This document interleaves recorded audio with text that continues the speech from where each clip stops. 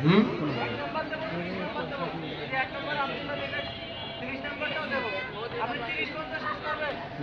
আপনি ইনশাআল্লাহ পরে হুজুরকে দিয়ে দেবেন ইনশাআল্লাহ। বসুন, আমার অনেক ব্যস্ততার ভেতরে আছে ভাই, আমার তো আপনি বলে রাখলে আমি বসে থাকবো।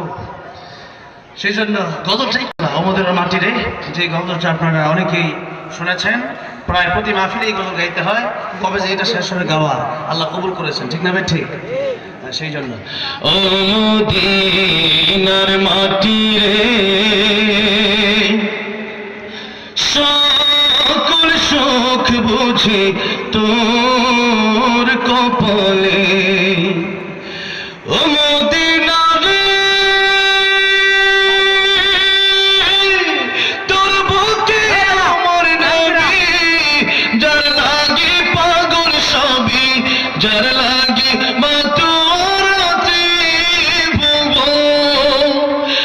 ভাবি আমি সারাক্ষণে কখন যাব সেখানে, সহে না আর পরানে।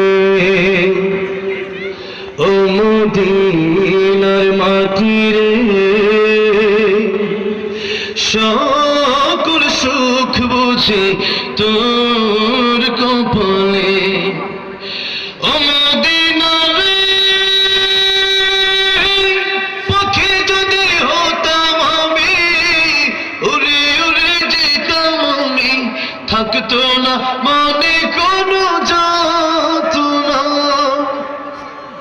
দেহে নাই পাখায় আমার, সাথে নাই টাকায় আমার, কে মনে যাব সেখানে। ও মদিনার মাটি রে, সকল সুখ বুঝে তোর কপালে। নবী বলেন, মান যারা কবরি ওয়াজাবাত লাহু শাফাআত, যারা আমার কবর জিয়ারত করবে তাদের জন্য আমার সুপারিশ ওয়াজিব হয়ে যাবে। নিয়ত করা যাবে তো ইনশাআল্লাহ? সবাই যত তৌফিক দান করেন, আমিন। আসসালামু আলাইকুম। এই মুহূর্তে একটু রুমাল ছেড়ে